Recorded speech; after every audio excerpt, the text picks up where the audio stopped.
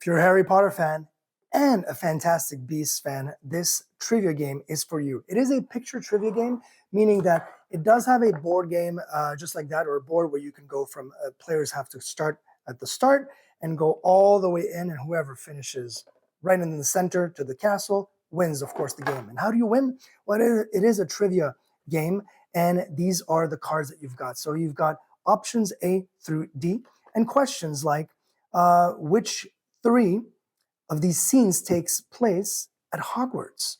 So you look at the scenes. Well, right now it's pretty obvious if you're a fan of the movies.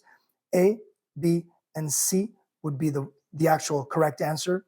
I answer that. I look at the answer sheet just in the back, and I would advance my little player. So super fun.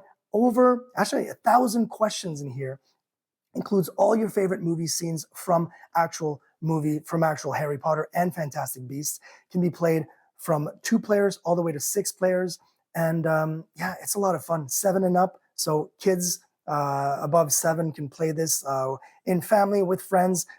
Spend a whole afternoon doing a lot of fun trivia games. I love trivia, and these questions are some of them are really tough. It's just fun.